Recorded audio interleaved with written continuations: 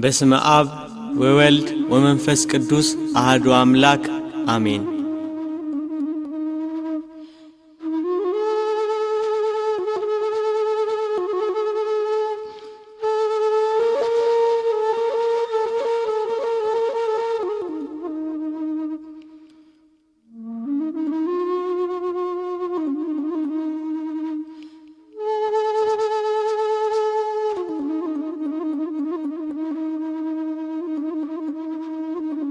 ጌታችን መድኃኒታችን ኢየሱስ ክርስቶስ በምድር ያደረጋቸው ተአምራት። ተአምረ ኢየሱስ። አዳም በሲኦል ተጥሎ በእግረ ዲያብሎስ ይቀጠቀጣል። ሞት በአዳም እንደመጣ ሁሉ ሞት የገዛቸው አዳምና ልጆቹ በገሃነም እሳት ይጣላሉ። በሲኦል ያሉ ነፍሳት ወደ ሰማይ አሻግረው ተስፋ የተደረገላቸውን ቀናት ይናፍቃሉ። ሕገ እግዚአብሔርን በጣሰው በአዳም በደል የሰው ልጆች የወጡባት ገነት በእሳታዊ መልአክ በብርሃን ሰይፍ ትጠበቃለች።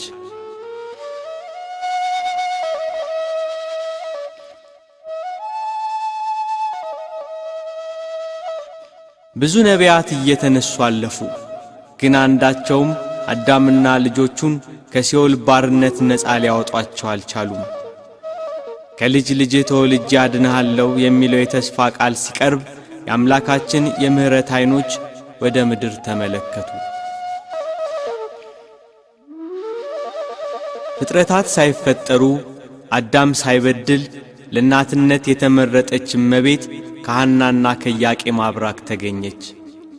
የአዳም ኀጢአት በዘር ያልተላለፈባት ንጽሕት እመቤት ለአምላክ ማደሪያነት በዚህ ምድር ተወለደች።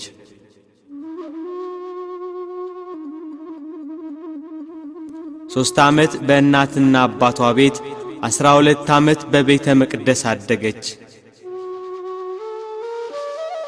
መላእክት የዕለት ምግቧን እያመጡላት ከሰማይ ሰማያዊ ዝማሬ ከምድር የካህናቱን ምስጋና እያዳመጠች እናታችን ቅድስት ድንግል ማርያም አደገች።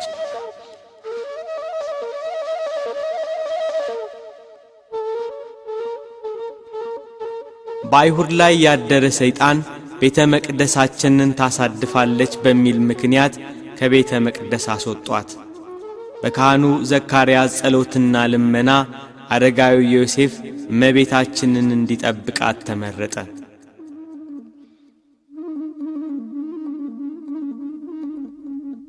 የመዳን ቀን ደረሰ። እግዚአብሔር ከላይ ከአርያም ሆኖ ምድርን ጎበኛት። የዘመኑ ፍጻሜ በደረሰ ጊዜ እግዚአብሔር ከሴት የተወለደውን ከሕግም በታች የተወለደውን ልጁን ላከ ብሎ ቅዱስ ጳውሎስ ለገላትያ ሰዎች እንደነገራቸው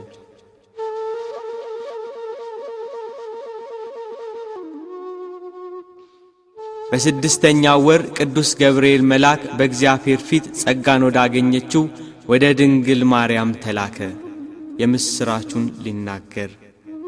አምላክ ወደ ምድር መጥቶ ሰው ሆኖ የሰውን ልጅ ለማዳን ንጽሕናዋን ወዶ ለእናትነት እንደመረጣት ሊያበስራት መጣ።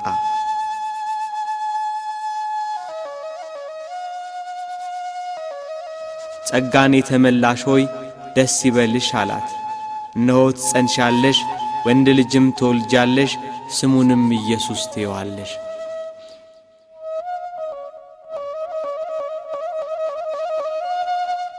በክርስቶስ በቤተልሔም መወለድ የጥሉ ግድግዳ ፈረሰ። ሰውና መላእክት በአንድነት ዘመሩ።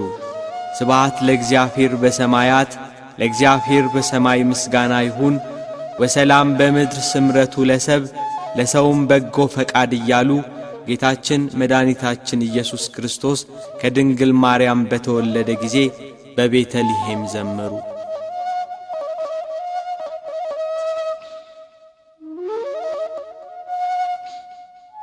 ሰማይ ዙፋኔ ናት፣ ምድርም የእግሬ መረገጫ ያለ አምላክ ለእናትነት በመረጣት ንጽሕት እመቤት አማካኝነት በጠባብ ደረት ባጭር ቁመት ተወሰነ።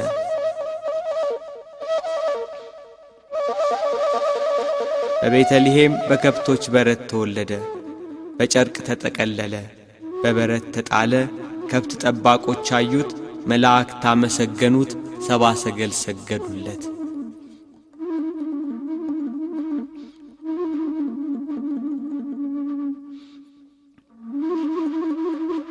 እናታችን ቅድስት ድንግል ማርያም ከመጸነሷ በፊት መልአከ እግዚአብሔር እንደነገራት ስሙን ኢየሱስ ብላ ሰየመችው።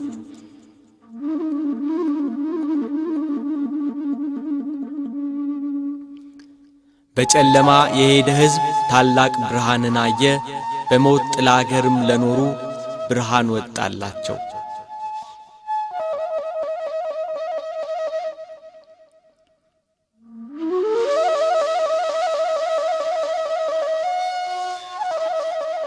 እግዚአብሔር ለሰው ልጆች ሁሉ ያዘጋጀውን ማዳን ሳያይ እንዳይሞት ትንቢት የተነገረለት አረጋዊ ስምዖን በኢየሩሳሌም ይኖር ነበር። ስምዖን የእስራኤልን መጽናናት ይጠባበቅ ነበር። ጻድቅና ትጉህ የእግዚአብሔርን መንፈስ በእርሱ ላይ ነበር።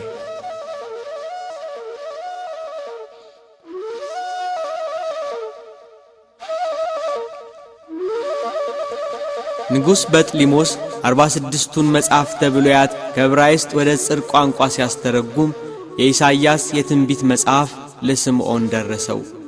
ስምዖን የኢሳይያስን የትንቢት መጽሐፍ እየተረጎመ ሳለ እነሆ ድንግል ትጸንሳለች ከሚለው ምዕራፍ ደረሰ።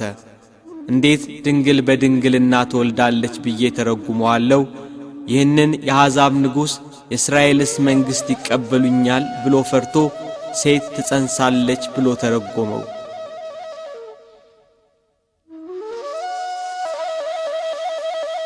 እንቅልፍ መጥቶበት ተኛ። ቢነቃ ሴት የሚለው ተፍቆ ድንግል ተብሎ ተጽፎ አገኘው። ድንግል የሚለውን ፍቆ ሴት ብሎ ጻፈው። ዳግም እንቅልፍ መጥቶበት ተኛ። ቢነቃ ሴት ብሎ የጻፈው ተፍቆ ድንግል ተብሎ ተጽፎ አገኘው። ሦስቴም ይህ ሁኔታ ቀጠለ። በሦስተኛው ከእንቅልፉ ነቅቶ ፍቃለሁ ሲል እግዚአብሔር በተዋህዶ ያከበረው ወልድን ሳያይ እንዳይሞት መንፈስ ቅዱስ ተገልጾ ተናገረው።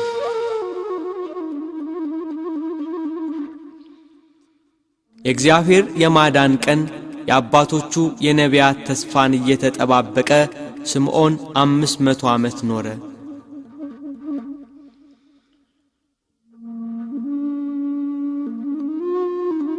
ከእመቤታችን ከቅድስት ድንግል ማርያም ሰው ሆኖ በሥጋ የተገለጸውን እግዚአብሔር ወልድን በኦሪት ሥርዓት መሠረት ወደ ኢየሩሳሌም ወሰዱት።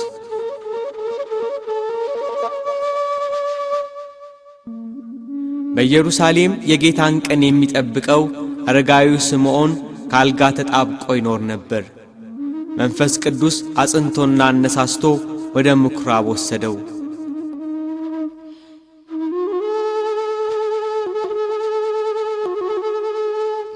ዮሴፍና እመቤታችን ጌታን ወደ ቤተ መቅደስ ባገቡት ጊዜ አረጋዊው ስምዖን ተቀብሎ አቀፈው። ጌታን በማቀፉ ታደሰ፣ ኃይልና ብርታት ሆነው። አንደበቱን ከፍቶ እያመሰገነ ተናገረ።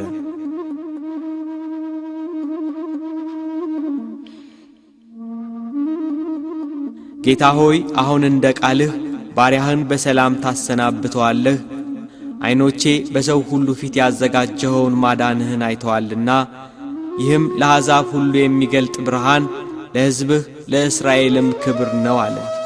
እናቱ ማርያምን ግን እንደ ጦር የሚከፍል ሐዘን በልብሽ ያድራል አላት። የልጇ የወዳጇ የመስቀል ሞት ለእናቱ ለድንግል ማርያም እንደ ጦር የምትሰማ ሐዘን ናትና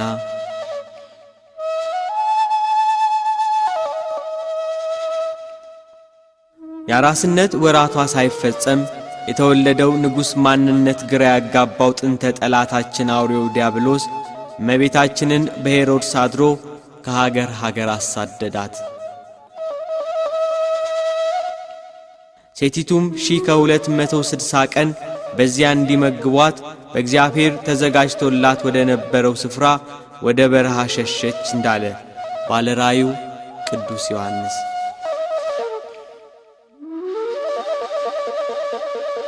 ከሄሮድስ ወታደሮች ሸሽታ ከሀገር ሀገር ተሰደደች። ልጇን እንዳይገሉት በቅፏ ከልላ 3 ዓመት ከ6 ወር ተሰደደች።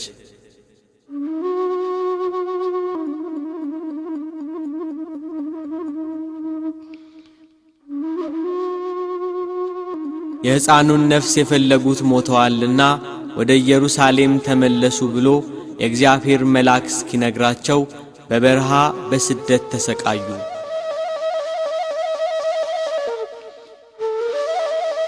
ሄሮድስ ከሞተ በኋላ ድንግል ማርያም ጌታችን ኢየሱስ ክርስቶስን አዝላ ወደ ኢየሩሳሌም ተመለሰች።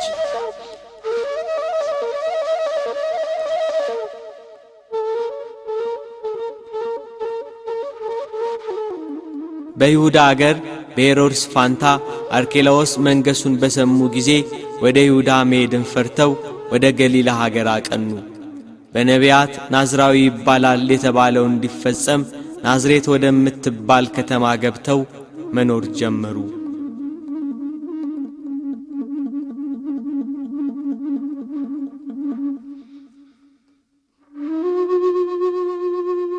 ጌታችን ኢየሱስ ክርስቶስ በሥጋ ተገልጿልና ጥቂት በጥቂት አደገ። ሕፃናትን የሚያሳድግ ጌታ እንደ ሕፃናት አደገ። እንደ እግዚአብሔር እየሠራ እንደ ሰው ተመላለሰ። ከኀጢአት በቀር ፍጹም ሰው ሆነ።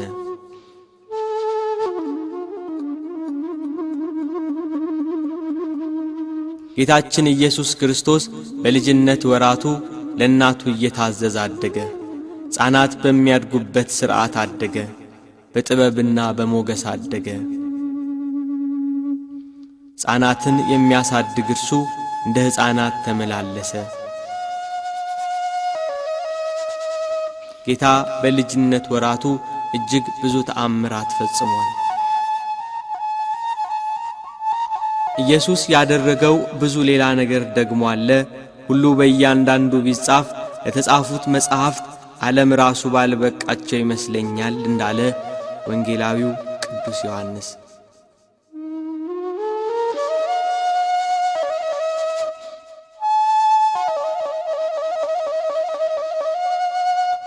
ጌታችን መድኃኒታችን ኢየሱስ ክርስቶስ የ5 ዓመት ልጅ በነበረ ጊዜ ከወንዝ ወርዶ ይጫወት ነበር።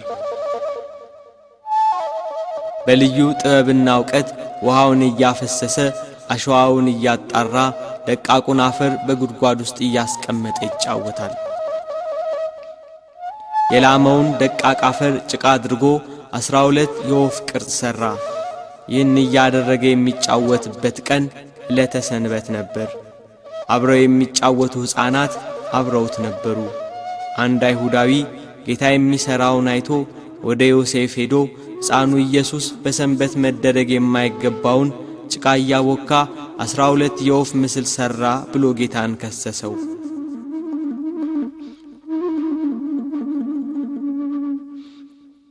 አረጋዊ ዮሴፍ ይህን ስሞታ ሰምቶ ወደ ጌታ ኢየሱስ ክርስቶስ ሄዶ በሰንበት ለምን ይህን አደረክ ብሎ ተናገረው። ጌታም እጆቹን አጨበጨበና እፍ አለባቸው። ከአፈር ባበጃጀው በአዳም ላይ የሕይወት እስትንፋስን እፍ ያለ ጌታ ጭቃ አብኩቶ በሠራቸው የወፍ ምስል ላይ እፍ አለባቸውና ከዚህ ሂዱ፣ ሰው ከሌለበት ከዚያ ስፍራ ብረሩ አላቸው። እነዚያ በጭቃ የተሠሩ ወፎች የእግዚአብሔር ልጅ የተመሰገነ ነው እያሉ በረሩ።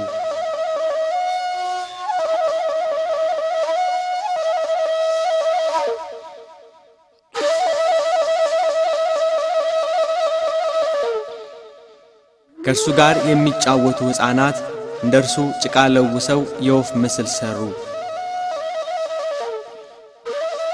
ከዚያ ከጠዋት እስከ ማታ ጉሮሯቸው እስኪያብጥ በእነዚያ ከጭቃ በተሠሩ ወፎች ላይ እፍ አሉባቸው።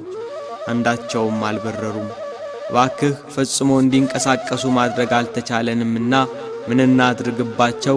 አንተ እፍ በልባቸው እያሉ ለመኑት።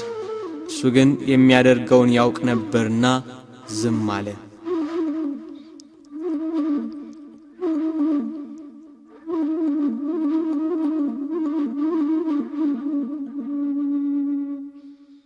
አንድ ሕፃን ግን ጭቃውን እፍ በማለቴ አዋፍ የሆኑ ዘንድ እባክህ ሥልጣን ስጠኝ እያለ አብዝቶ ለመነው። ሕፃኑ ኢየሱስም ሂድና የድንግል ማርያም ልጅ ተነስታችሁ ብረሩ ብሏችኋል ብለህ እፍ በልባቸው አለው። እንደ ተባለው ብሎ እፍ አለባቸው። አዋፍ ሆነው በረሩ። ዳግም ግን ከጭቃ ለውሶ እፍ ቢልባቸው ሊበሩ አልቻሉም።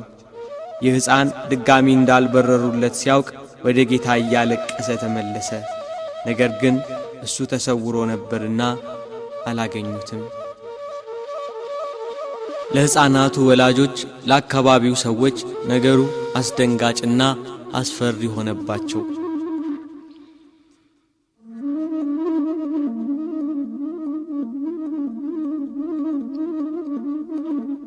በልጅነት ወራቱ እንደ ልጆች እየተጫወተ እንደ አምላክነቱ ተአምራት እየሰራ አደገ።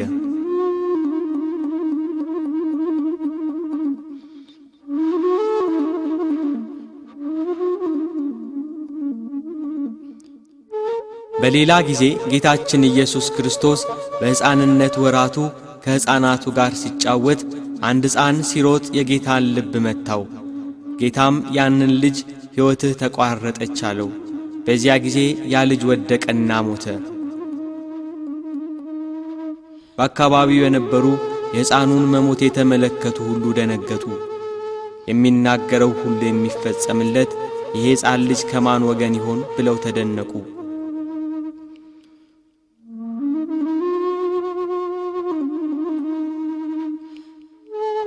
የሞተው ልጅ ዘመዶች ስለ ልጃቸው አለቀሱ። ወደ አረጋዊ ዮሴፍና ወደ እመቤታችን ሄደው ይሄ ልጅ ከእናንተ ጋር እያለ እናንተ ከእኛ ጋር መኖር አትችሉም፣ ከዚህ ሂዱልን አሏቸው።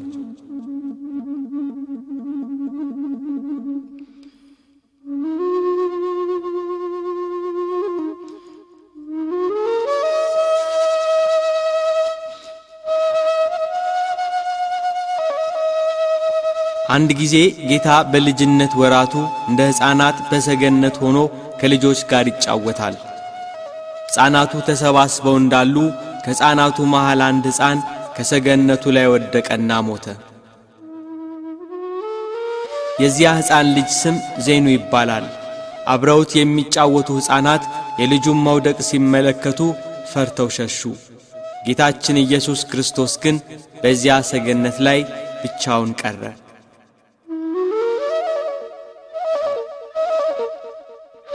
የሞተው ልጅ ዘመዶች እየተሯሯጡ መጡ።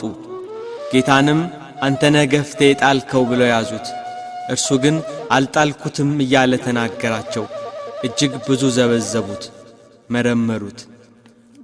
ከመሃላቸው ወጥቶ ወድቆ ወደ ሞተው ልጅ ሄዶ በታላቅ ድምፅ ዜኑ ዜኑ ብሎ ተጣራ። አልዓዛር አልዓዛር ከመቃብር ውጣ ብሎ አልዓዛርን ከመቃብር እንደጠራው ዜኑ ዜኑ ብሎ ተጣራ።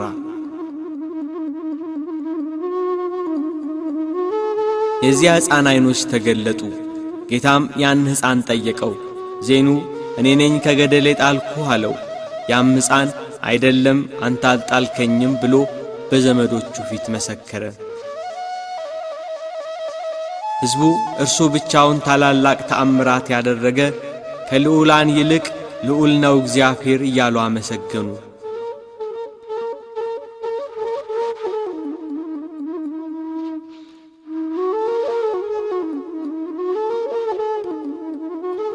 ጌታ የ7 ዓመት ልጅ ሳለ እናቱ ቅድስት ድንግል ማርያም ውሃ ይቀዳላት ዘንድ ላከችው። በጥበብና በሞገስ ለእናቱ እየታዘዘ አደገ እንዳለ መጽሐፍ። በመንገድ ላይ ውሃ የሚቀዳበት ገንቦ ተሰበረ። ልዑለ ባሕሪ ሁሉን የሚያደርግ ድንቅ አምላክ ነውና ውሃውን በለበሰው ልብስ ይዞ ወደ እናቱ ተመለሰ። እመቤታችን ቅድስት ድንግል ማርያም በነገሩ ፈጽማ ተደነቀች። የሚያደርገውን እየተመለከተች በልቧ ተጠብቀው ነበር እንዳለ ቅዱስ መጽሐፍ።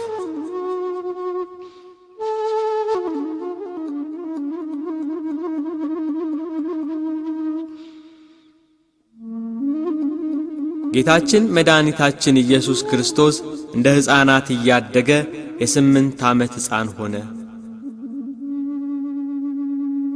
በ8ኛው ዓመቱ አረጋዊ ዮሴፍ ይሄ ሕፃን መጽሐፍትን መማር አለበት ብሎ ከመምህር ዘንድ ወሰደው።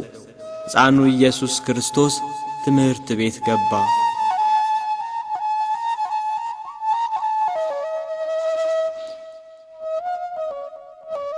መምህሩ አልፋና ቤጣ በል ብሎ ጌታችንን አዘዘው። ጌታችን ኢየሱስ ክርስቶስ ግን እንደ ሕፃናቱ በል የተባለውን አልደገመም። አልፋ ማለት ትርጉሙ ምንድነው ንገረኝ ብሎ መምህሩን መልሶ ጠየቀው። መምህሩ ፍጹም አዋቂ መሆኑ ስለገባው ደነገጠና ማስተማሩን ተወ።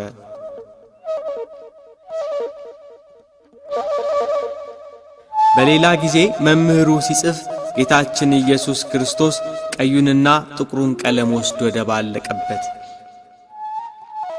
መምህሩ ይህን በተመለከተ ጊዜ ይሄ መበለት ልጅ ቀለሜን አበላሸብኝ ብሎ በጥፊ መታው።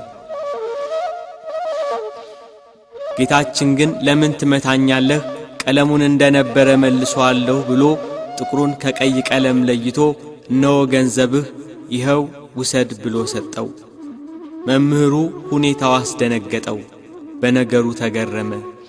በነፍስና በሥጋ በውስጥም በአፋ ድንግል ወደምትሆን ወደ ጌታችን እናት ወደ እመቤታችን ሄዶ ይሄ ልጅሽ ማን ነው? የሚሠራው ተአምርስ ምንድነው? ነቢዩ ኢሳይያስ ድንግል በድንግልና ትወልዳለች፣ ስሙን አማኑኤል ብላ ትጠራዋለች ብሎ ትንቢት የተነገረለት እሱ ነው እንዴ? ብሎ ግራ ተጋብቶ መልሶ አስረከባት።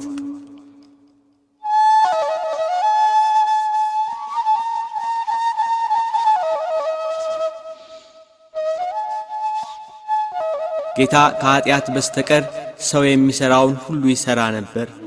በልጅነት ወራቱም እንደ ልጆች ይጫወት ነበር።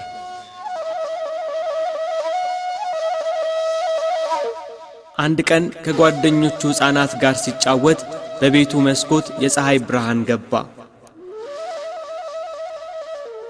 አማኑኤል የተባለ ጌታችን ኢየሱስ ክርስቶስ በፀሐይ ጮራ ወይንም በፀሐይ እግር ላይ ወጥቶ ተቀመጠ። አብረውት ያሉ ሕፃናት ኢየሱስ በፀሐይ ጨረር ላይ እየተመላለሰ ሲጫወት ሲያዩ ሕፃናቱ እነርሱም እንደርሱ በፀሐይ እግር ላይ መቀመጥ ፈልገው ከቤቱ ጣራ ላይ ወጡ። በፀሐይ ጨረር ላይ ዘለን እንቆማለን እያሉ ቢዘሉ ወደ መሬት ወድቀው ሞቱ። አካባቢው በልቅሶ ታወከ። ልጆቻቸው የሞቱባቸው ዘመዶች እመቤታችንን ልጅሽ በምን ጥበብ ነው በፀሐይ ጮራ ላይ የተቀመጠ? የኛ ልጆች ልጅሽን አይተው እንደርሱ ለማድረግ ሞክረው እየወደቁ ሞቱብን ብለው አንገላቷት። ልጇን ኢየሱስ ክርስቶስንም ይዘው ደበደቡት።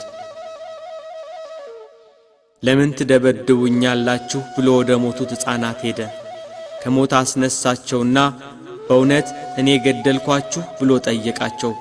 ሁሉም ተነስተው በአንድ ቃል አቤቱ ጌታችን አምላካችን ሆይ አንተስ ትንሣያችን ነህ፣ ለአንተ ምስጋና ይገባሃል፣ ለላከህ ለአብ ምስጋና ይገባል፣ ለባሕሪ ሕይወትህ ለመንፈስ ቅዱስ ምስጋና ይገባል፣ መላእክት በሰማይ ሲያመሰግኑህ ሰምተናል አሉ። የአካባቢው ሰዎች ግን በነገሩ ተደናገጡ።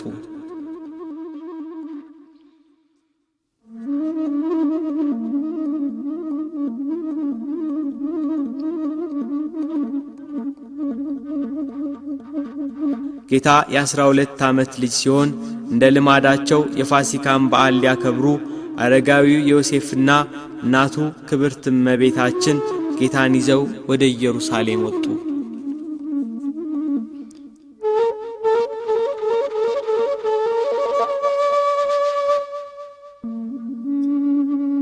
ከበዓሉ በኋላ ከብዙ ሕዝብ ጋር ሆነው ከኢየሩሳሌም ሲመለሱ ከኋላቸው የሚከተላቸው መስሏቸው ነበር። አገራቸው ሲደርሱ ከዘመዶቻቸውና አብረው ከተጓዙት ሰዎች መካከል ቢፈልጉት አጡት። እመቤታችን በልጇ በወዳጇ መጥፋት አዘነች። መሪር እምባን ካዘነችባቸው ሐዘናት አንዱ ይሄ ልጇ መጥፋት ነበር።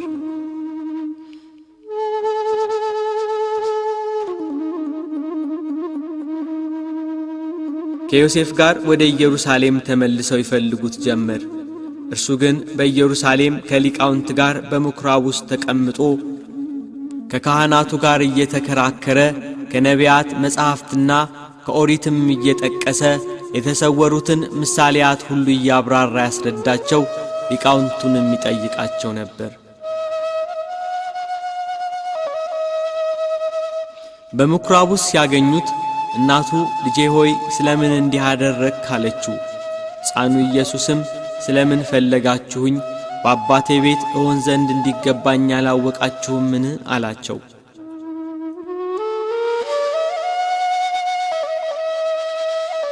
ጌታችን ኢየሱስ ክርስቶስ በጥበብና በቁመት በሞገስም አደገ። ኢየሱስ በዚህ መጽሐፍ ያልተጻፈ ሌላ ብዙ ምልክት በደቀ መዛሙርቱ ፊት አደረገ እንዳለ ቅዱስ ዮሐንስ ወንጌላዊ።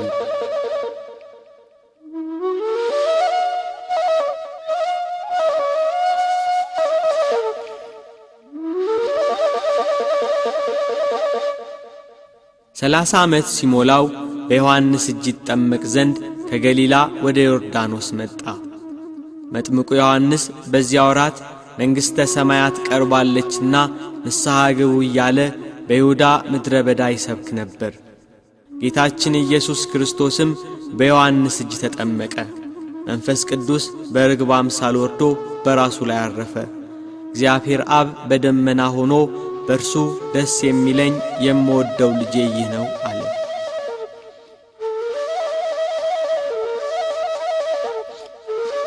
ከተጠመቀ በኋላ ወደ ገዳመ ቆሮንጦስ ገባ።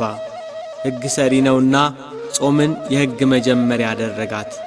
ሥራውን በጾም ጀመረ። ጾም ለምግባርና ለትሩፋት መሠረት ናትና። ከጾመ በኋላ ተራበ። ረሃቡም የፈቃድ ረሃብ ነው እንጂ እንደኛ ረሃብ አይደለም። በዚህ ወቅት የሚፈታተነው ዲያብሎስ ወደ እርሱ ቀረበ። እግዚአብሔር አብ የምወደው ልጄ ይህ ነው ብሎ ሲመሰክር ሰምቶአልና የእግዚአብሔር ልጅ ከሆነ ብሎ እውነት የእግዚአብሔር ልጅ ከሆንክ እነዚህ ድንጋዮች እንጀራ እንዲሆኑ በል አለው። ጌታችን ኢየሱስ ክርስቶስም መልሶ ሰው በእግዚአብሔር አፍ በሚወጣው ቃል ሁሉ እንጂ በእንጀራ ብቻ አይኖርም ተብሎ ተጽፏል አለው። ይህንን የስስት ፈተና ድል ነሳው። በዚህ የተረታ ሰይጣን ወደ ቅድስት አገር ወደ ኢየሩሳሌም ወሰደው። እርሱ የሚወስደው ሆኖ አይደለም፣ ፈቃዱን አውቆ ሄደ እንጂ።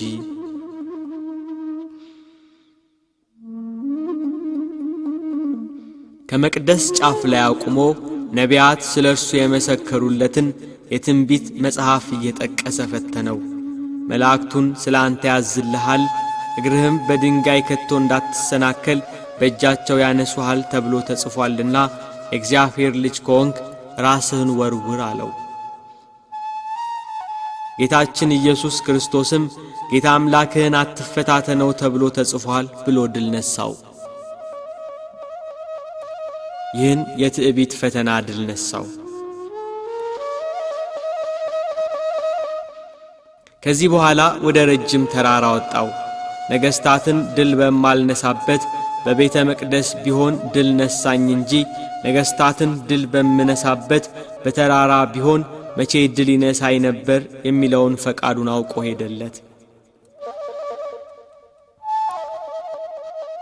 የዓለምን መንግሥታት ሁሉ ክብራቸውን አሳይቶ ደፋር ነውና ወድቀህ ብትሰግድልኝ ይህን ሁሉ ሰጠሃለሁ አለው። ሂድ አንተ ሰይጣን፣ ለጌታ ለአምላክህ ስገድ፣ እርሱን ብቻ አምልክ ተብሎ ተጽፏል ብሎ አባረረው። ይህንን የፍቅረ ነዋይ ፈተናም ድል ነሳው።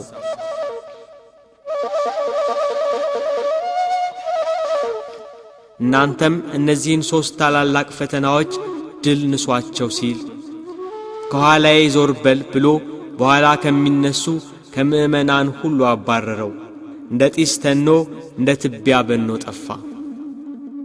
ከዚህ በኋላ በአይሁድ ላይ አድሮ እስኪያሰቅለው እስከ ዕለተ ዓርብ ድረስ ተወው።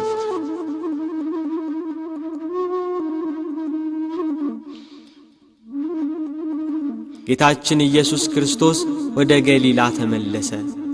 ወንጌልን ማስተማር ሲጀምር ዕድሜው 30 ዓመት ሆኖት ነበር። በምኵራብ እየገባ ያስተምር ነበር። ሁሉም ከትምህርቱ የተነሳ ይገረሙ ይደነቁ ነበር፣ ያመሰግኑትም ነበር። ቃሉን የሚሰሙት የሚከተሉት በረከቱ።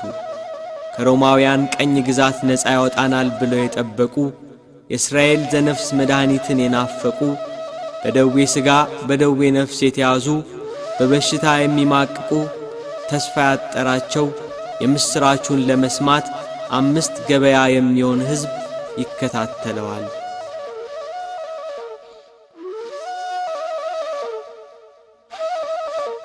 ጌታ በምድር በተመላለሰበት ጊዜ እጅግ ብዙ ድንቅ ተአምራት አድርጓል። በአንድ ሀገር ሳለ ሁለንተናው በለምጽ የተያዘ ሰው አገኘ። ወደ ጌታችን ኢየሱስ ክርስቶስ ቀርቦ ሰገደለት። ግንባሩን መሬት አስነክቶ ማለደው። አቤቱ ከወደድክ እኔን ማዳን ይቻልሃል አለው። የሰው ልጆችን ማዳን የሚወድ ጌታ እወዳለሁ ንጻ አለው። ያን ጊዜውኑ ለምጹ ለቀቀው። እንደ አዲስ ተፈጥሮ ገላው የሚያበራ ሆነ። ደዌው ፈጽሞ ለቀቀው። ለማንም እንዳትናገር ተጠንቀቅ፣ ሄደህ ራስህን ለካህን አሳይ፣ ስለ መዳንህ መባ አቅርብ ብሎ አዘዘው።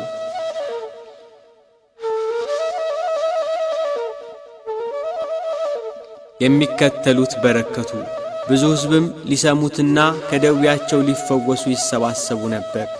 በልዩ ልዩ ደዌ የተያዙ የታመሙ ሁሉ፣ አጋንንት ያደሩባቸው ሰዎች፣ በጨረቃ የሚነሳባቸው ሰዎች ሽባዎችንም ወደ እርሱ አመጡ።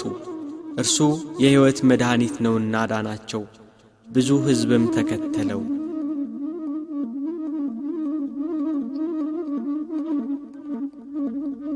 በገሊላ ባህር ዳር በስተሰሜን ባለች ወደ ናሆም መንደር ወደ ቅፍርናሆም ገባ። ጌታችን ኢየሱስ ክርስቶስ እየተዘዋወረ ሲሰብክ መኖሪያው ቅፍርናሆም ነበር። ወደ ቅፍርናሆም ሲገባ ልጁ የታመመበት የጌታን ተአምራት የሰማ አንድ የመቶ አለቃ ወደ ጌታ ኢየሱስ ክርስቶስ እየገሰገሰ መጣ። ጌታን ባገኘው ጊዜ ብላቴናዬ ሽባ ሆኗል፣ እጅግ እየተሰቃየ በቤቴ ተኝቷል፣ አድንልኝ ብሎ ለመነው። እሺ መጥቼ ፈውሰዋለሁ አለ ጌታ። መቶ አለቃው ግን ጌታ ሆይ በቤቴ ጣሪያ በታች ልትገባ አይገባም፣ ቃል ብቻ ተናገር፣ በቃልህ ልጄ ይፈወሳል አለው። እኔ የምገዛቸው ባሪያዎች አሉኝ፣ ሂድ ብለው ይሄዳል፣ ሌላውን ና ብለው ይመጣል፣ ይህንንም አድርግ ብለው ያደርጋል አለ። ጌታችን ኢየሱስ ክርስቶስ በሰውየው ላይ ባየው 3 ነገር ተደሰተ፤ ሃይማኖት፣ ጥበብና ትሕትና። ጌታ በኢየሩሳሌም እንኳን እንዲህ አይነት ትልቅ እምነት አላገኘሁም ብሎ ተናገረ።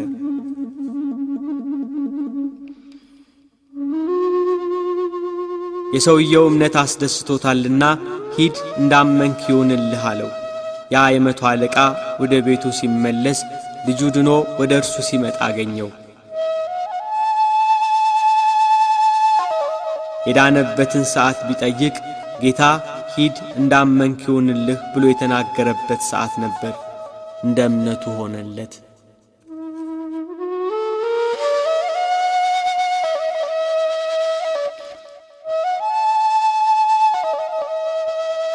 ጌታ ወደ ባህር ማዶ ተሻግሮ ጌርጌሴኖን በሚባለው በመቃብር ስፍራ ሊያልፍ ከታንኳይቱ ወጣ። በዚያ በመቃብር ስፍራ አጋንንት የሰለጠነበት እርኩስ መንፈስ የሚያሰቃየው የአካባቢው ሕዝብ የሚፈራው አንድ በሽተኛ ሰው ነበር። ሰንሰለቱን ይበጣጥሳል፣ የታሰረበትን እግረ ብረት ይሰባብራል። ያሸንፈው የሚችል ሰው አልነበረም። በዚያ ጨለማ መቃብር ሌሊትና ቀን ይጮኻል። ማንም ሰው ደፍሮ በአካባቢው አያልፍም ነበር። ድንጋይ ይዞ ሰዎችን እያባረረ ይገላል። ሰውነቱን በድንጋይ እያደማ ያቆስላል። ጌታችን ኢየሱስ ክርስቶስ በዚያ ሲያልፍ ከመቃብር ወጥቶ ተገናኘው። የተከተሉት ሐዋርያት ፈርተው በሩቅ ቆሙ። የአጋንንት ያደረበት ሰው ጌታችን ኢየሱስ ክርስቶስን ባየው ጊዜ ተንቀጠቀጠ፣ ሰገደለት። አጋንንቱ እየጮኸ የልዑል እግዚአብሔር ልጅ ሆይ ከአንተ ጋር ምን አለኝ? እንዳታሰቃየኝ እለምንሃለሁ እያለ ተማጸነው። ጌታችን ኢየሱስ ክርስቶስም ስምህ ማን ነው ብሎ ጠየቀው። የዚያ ሰው ላይ ያደሩ ብዙ አጋንንት ነበሩና ስሜ ሌጊዮን ነው አለ። ሌጊዮን ማለት ጭፍራ ማለት ነው። ጌታ ኢየሱስ ክርስቶስ እነዚያ ርኩስ መናፍስት ከዚህ ሰው እንዲወጡ አዘዛቸው። አጋንንቱ ግን ከሀገር ውጭ እንዳይሰዳቸው አጥብቀው ለመኑት። በተራራ ጥግ ብዙ የሪያ መንጋ ተሰማርቶ ነበርና ወደ ሪያዎቹ እንግባ ብለው ተማጸኑት። ፈቀደላቸው። አጋንንቱ ከሰውየው ላይ እየወጡ ወደ ሪያዎቹ ገቡ።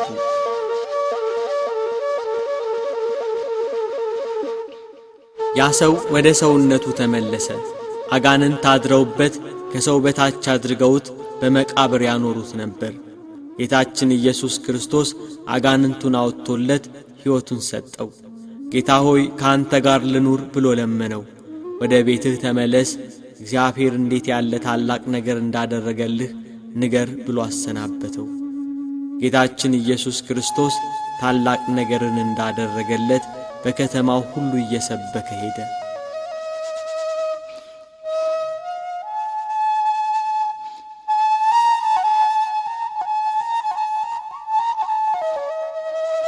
አስራ 12 ዓመት ደም ሲፈሳት የነበረች አንዲት ሴት በኢየሩሳሌም ትኖር ነበር። መድኃኒትን ፍለጋ ብዙ ባለ መድኃኒት ጋር ሄዳ ነበር። ገንዘቧን ሁሉ ከስራ መፍትሄ አላገኘችም ነበር። ተሰቃየች። የአካባቢው ሰዎች ዓይንሽን ላፈር ብለው አራቋት። ከሰው ተገልላ በአፍረት ተሸማቃ ትኖር ነበር። ይህች ሴት ስለ ኢየሱስ ክርስቶስ ሰማች። አንድ ጊዜ ጌታችን ኢየሱስ ክርስቶስ በሚከተሉት ሕዝቦች ተከቦ ወንጌልን እያስተማረ ሲያልፍ ቀርቤ የልብሱን ጫፍ ብነካ ድናለሁ ብላ አሰበች። በሕዝብ መሃል ተጋፍታ ገብታ የልብሱን ጫፍ ዳሰሰች። ወዲያው የደም ምንጯ ደረቀ። ከስቃዩም እንደዳነች በሰውነቷ አወቀች። ጌታ ወደ ሕዝቡ ዞሮ ልብሴን የዳሰሰ ማን ነው አለ። ደቀ መዛሙርቱ ተገረሙ። ይሄ ሁሉ ሕዝብ እየተጋፋው እንዴት ልብሴን ማን ነካ ይላል ብለው አሰቡ። ጌታ ያችን የ12 ዓመት ደም የፈሰሳት ሴት ተመለከታት።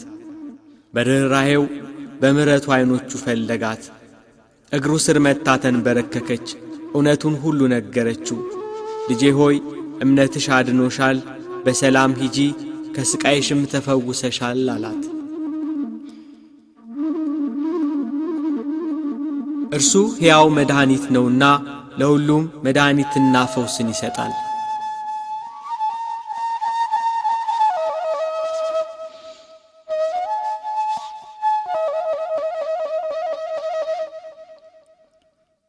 ኢያኢሮስ የተባለ የምኵራብ አለቃ የ12 ዓመት ልጁ ሞተችበት። ወደ ጌታችን ኢየሱስ ክርስቶስ ዘንድ ሄዶ ልጄ ሞተች፣ እባክህ እጅህን ጫንባትና በሕይወት ትኑር ብሎ ተማጸነው። በዚህ ወቅት ጎረቤቶቹ መጥተው ልጅህ ሞታለችና ከእንግዲህ መምህሩን አታድክመው አያስፈልግህም አሉት። እርሱ ግን አልተቀበላቸውም። እንዴት ልጄ ትሞታለች እያለ በኢየሱስ ክርስቶስ ፊት አለቀሰ። ጌታችን ኢየሱስ ክርስቶስ ግን እመን ብቻ እንጂ አትፍራ አለው። ጴጥሮስን ያዕቆብንና የያዕቆብን ወንድም ዮሐንስን ብቻ አስከትሎ ወደ ምኵራብ አለቃው ቤት ሄደ። በምኵራብ አለቃው ቤት በልጅቷ መሞት ጎረቤትና ዘመዶቿ ያለቅሳሉ። ኢየሱስ ክርስቶስ ወደ ሞተችው ልጅ ቀርቦ እጇን ይዞ ጣቢታ ተነሽ አላት። ያቺ የሞተች ሕፃን ተነሳች። የምትበላውን ስጧት ብሎ አዘዘ። ይህንንም ነገር ማንም እንዳያውቅ አጥብቆ ተናገራቸው። የሞቱትን አስነሳ፣ የታመሙትን ፈወሰ፣ ለተራቡት የሕይወት እንጀራን መገባቸው።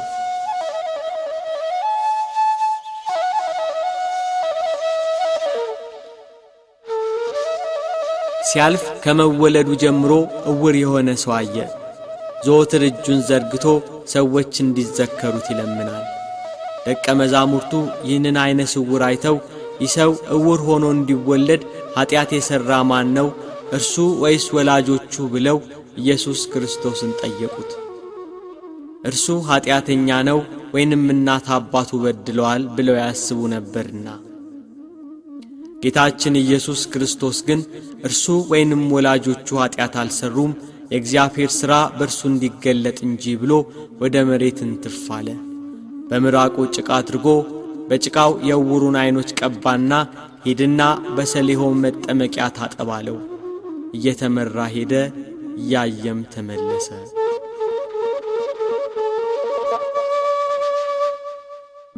ሁሉም ዓይኑ ታውሮ በመንገድ ዳር ተቀምጦ ሲለምን ያውቁት ነበር።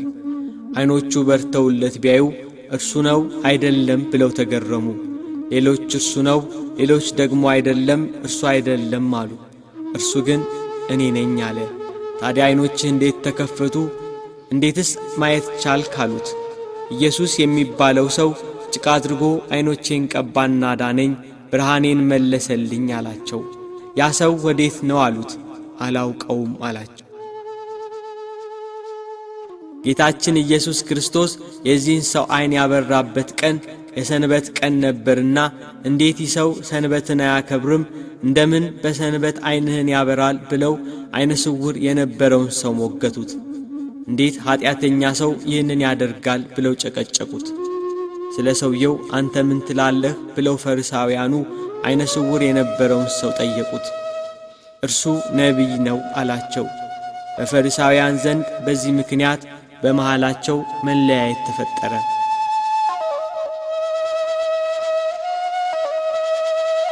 እውር የነበረውን ሰው ወላጆች ጠሩና ይሄ እውር ሆኖ የተወለደው ልጃችሁ ነው? ብለው ጠየቋቸው። አዎን አሉ እናትና አባቱ። ይሄ ልጃችን ነው፣ እውር ሆኖ እንደተወለደ እናውቃለን አሉ። ዓይኖቹን ማን እንደከፈተ ግን እኛ እናውቅም፣ እርሱ ሙሉ ሰው ነውና ራሱን ጠይቁት አሉ፣ ፈሪሳውያኑን ፈርተዋልና። ፈሪሳውያኑ ያንን ዓይነ ስውር የነበረ ሰው መልሰው ጠርተው እግዚአብሔርን አክብር፣ ይሄ ኢየሱስ የተባለው ሰው ኀጢአተኛ መሆኑን እኛ እናውቃለን አሉ ፈሪሳውያኑ። በሰንበት ዓይነ ስውር ለነበረ ሰው የዓይኑን ብርሃን ስለመለሰለት። ዓይነ ስውሩ ግን መልሶ ኀጢአተኛ መሆኑን አላውቅም፣ ዓይነ ስውር እንደነበርኩ አሁን ግን ለዓይኔ ብርሃን ሰጥቶ ማየት እንደምችል አውቃለሁ አላቸው። እኛ ግን ከወዴት እንደሆነ አናውቅም፣ እኛ የሙሴ ደቀ መዛሙርት ነን አሉ። እርሱ የሙሴ ጌታ እንደሆነ አልገባቸውም።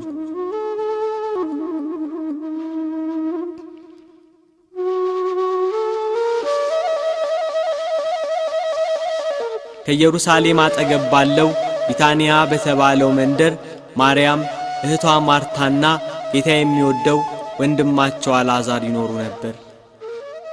ጌታን በቤታቸው እየተቀበሉ ያስተናግዱት ነበር። ጌታ ሆይ እነሆ የምትወደው ታሟል፣ ሳይሞትብን ድረስ ብለው መልእክተኛ ላኩበት። ይሄ አልዓዛር ሕመም የእግዚአብሔር ልጅ እርሱን አስነስቶ በጌትነት ይገለጥ ዘንድ ነው እንጂ ለሞት አይደለም ብሎ መልእክተኞቹን መለሳቸው። ጌታችን ኢየሱስ ክርስቶስ መታመሙን ሰምቶ 2 ቀን በነበረበት ስፍራው አለ። ለኢየሩሳሌም 15 ምዕራፍ ያህል ቅርብ ወደ ነበረችው ወደ ቢታንያ መንደር መልእክቱ በደረሰው በ4ኛው ቀን ጌታችን ኢየሱስ ክርስቶስ መጣ። አልዓዛር ሞቶ ዘመዶቹና እህቶቹ አልቅሰው ገንዘው ቀብረውት ነበር። ማርታ የኢየሱስ ክርስቶስን የመምጣት ወሬ ስትሰማ ልትቀበለው ወጣች። ጌታ ሆይ አንተ በዚህ ኖረህ ቢሆን ወንድሜ ባልሞተ ነበር አለችው። ድውይ የሚፈውስ እንጂ ሙት የሚያስነሳ አልመሰላትም ነበር። አንቺ አላመንሽም እንጂ ወንድምሽ ይነሳል አላት ኢየሱስ ክርስቶስ። አውቃለሁ በዕለተ ምጽአት ሙታን በሚነሱበት ጊዜ እንዲነሳ አውቃለሁ አለችው። ጌታችን ኢየሱስ ክርስቶስም ትንሣኤና ሕይወት እኔ ነኝ፣ የሚያምንብኝ ቢሞት እንኳን ሕያው ይሆናል አላት። ያጽናኗቸው ከእነርሱ ጋር በቤት የነበሩ ወዳጅ ዘመዶቻቸው ለቀስተኛው ሁሉ ተሰባሰበ። ማርታ ማርያምን ጠራቻት። ማርያም ኢየሱስ ክርስቶስን ስታይ እንደ እህቷ እንደ ማርታ ጌታ ሆይ አንተ በዚህ ኖረ ቢሆን ወንድሜ ባልሞተ ነበር አለችው። ኢየሱስ ክርስቶስም ማርያም ስታለቅስ ከእርሷ ጋር ያሉት አይሁድ ሁሉ ሲያለቅሱ አይቶ ስለ አልዓዛር አለቀሰ። በመንፈሱ አዘነ፣ በራሱም ታወከ፣ እምባውን አፈሰሰ። ወዴት አኖራችሁት አለ። ነገሩት። የሚከተሉትን አዘዛቸው። ድንጋዩን ከመቃብሩ ላይ አንሱ። አነሱት።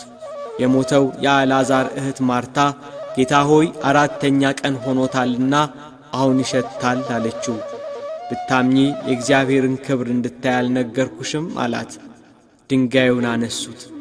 አልዓዛር አልዓዛር ብሎ ተጣራ። በመቃብር ያሉ ድምፁን የሚሰሙበት ቀን ይመጣል ብሏልና። በመቃብር ያለው አልዓዛር የጌታን ድምፅ ሰማ። እጆቹና እግሮቹ በመግነዝ እንደተገነዙ፣ ፊቱም በጨርቅ እንደተጠመጠመ ነበር። እንደተገነዘ ከመቃብር ወጣ። ደቀ መዛሙርቱን የመፍታትና የማሰር ሥልጣን እንደተሰጣቸው ሲያመለክት ፍቱትና ይሂድ ተዉት አላቸው። የሞትን ኃይል ሰብሮ የሞቱትን አስነሣ። የታመሙትን አዳናቸው። የዕውራንን ዓይን አበራ።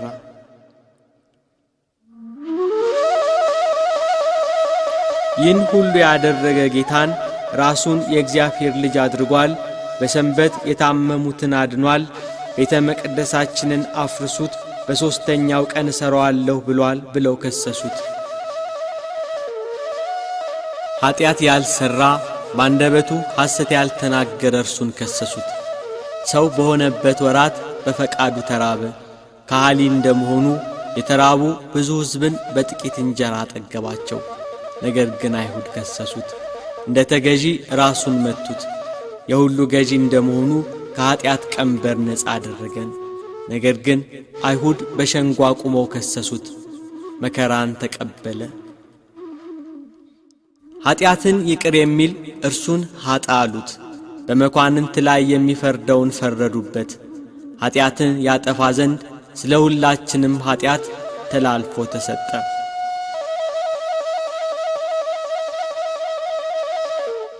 አቤቱ ጌታ ሆይ የአንተን ስም ሰምቶ ሞት ይደንግጥ፣ ቀላያትም ይሰንጠቁ፣ ጠላትም ይረገጥ። ጌታ ሆይ ሳትደክም ሁሉን ትሸከማለህ፣ ሳታጎድል ለሁሉ ትመግባለህ፣ ዝም ሳትል ለሁሉ ታስባለህ። ነገር ግን አይሁድ ይህንን ሰው ሞት ይገባዋል ብለው ፈረዱብህ። ሳትተኛ ሁሉን የምትጠብቅ፣ ሳትዘነጋ ሁሉን የምታስብ ሆይ አይሁድ በመስቀል ትሞት ዘንድ ፈረዱብህ። የጥበብ ነገር፣ የምክር ቃል፣ የረድኤት መዝገብ፣ የደስታ መኖሪያ ሆይ ስለ ሰው ልጆች ስትል ራስህን ቤዛ አደረግ። ቤተ ክርስቲያኑን በደሙ ነፃ ያወጣት ዘንድ ሕዝቡንም በመስቀሉ ያጸናቸው፣ መሠዊያውንም ይሠራ ዘንድ። ለሰቀሉት አደባባይ ነው። በደሙ የተጻፈ፣ በመስቀሉ የታተመ፣ በሞቱ የከበረ። አቤቱ አምላካችን ኢየሱስ ክርስቶስ ሆይ ቤተ ክርስቲያንህ ተማልደሃለች፣ ትሰግድልህማለች፣ ሙሽራህም ታከብረሃለች፣ ሕዝብህም ይገዙልሃል፣ ራስህን ሰጥተሃቸዋልና።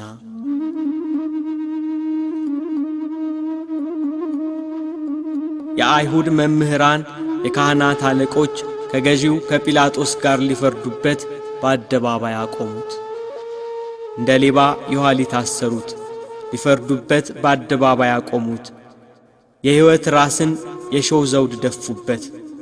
ብርሃንን እንደ ልብስ የሚያጎናጽፈውን ልብሱን ገፈው ቀይ ግምጃ ለበሱት። እንደ ልማዳቸው በፋሲካ በዓል ማንን ልፍታላችሁ?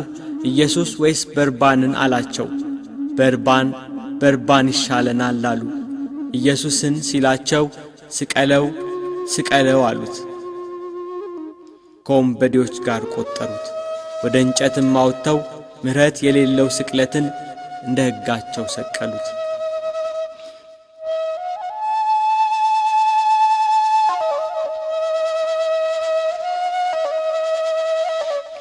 አዳምን የፈጠሩ እጆች በመስቀል ቀኖች ተቸነከሩ። በገነት የተመላለሱ እግሮች በመስቀል ቀኖች ተቸነከሩ። በአዳም ፊት የሕይወት መንፈስን እፍ ያለ አፍ ከሐሞት ጋር የተቀላቀለ መጣጣና ከርቤን ጠጣ። ጎኑን በጦር ወጉት። ራሱን ዘንበል አደረገ። ተፈጸመ አለ። ነፍሱን ተወ። ፀሐይ ጨለመች፣ ጨረቃ ደም ሆነች።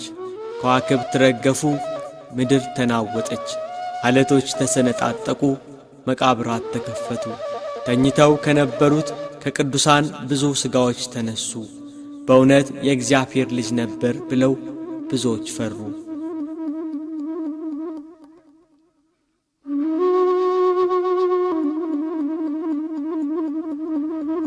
ከእንጨት አውርደው በመቃብር አኖሩት። ሞትን ድል አድርጎ እንደሚነሳ ፈርተው መቃብሩን እንዲያስጠብቅ ፈሪሳውያኑ ተሰባስበው ለጲላጦስ ነገሩት። መቃብሩን በድንጋይ አትመው በጭፍሮች አስጠበቁ። በሰንበት ቀን ሲነጋ መግደላዊት ማርያምና ሁለተኛይቱ ማርያም መቃብሩን ሊያዩ መጡ። እነሆ የጌታ መልአክ ከሰማይ ስለወረደ ታላቅ መናወጥ ሆነ።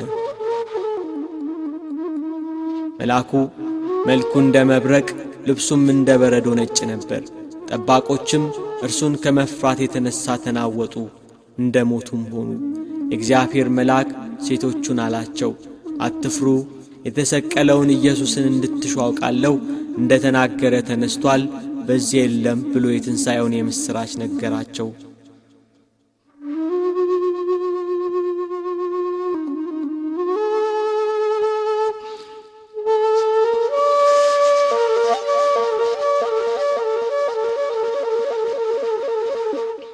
ሐዋርያት በዝግ ቤት ተሰባስበው ስለ እርሱ ከሞት መነሳት ሲያወሩ ድንገት በመካከላቸው ቆመ።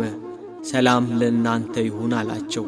እኔ ራሴ እንደሆንኩ እጆቼና እግሮቼን እዩ ብሎ እጆቹና እግሮቹን አሳያቸው። ከሙታን ተለይቶ ተነስቷል። ሞት ሊይዘው አልቻለምና ሞትን አሸንፎ ተነስቷል።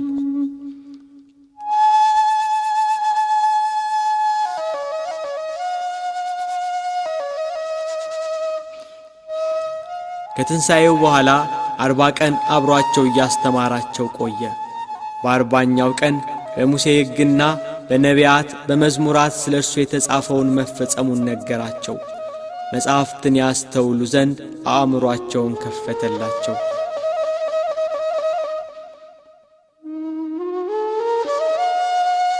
ክርስቶስ መከራን ይቀበላል፣ በሦስተኛው ቀን ከሙታን ይነሳል፣ በስሙም ንስሐና የኀጢአት ስርየትን ከኢየሩሳሌም ጀምሮ በአሕዛብ ሁሉ ይሰብካል ተብሎ ተጽፏል።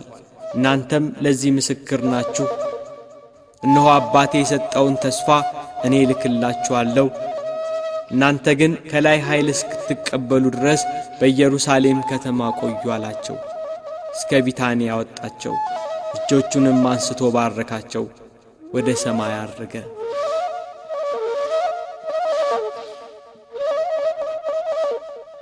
አቤቱ በመንግሥትህ በመጣ ጊዜ አስበን።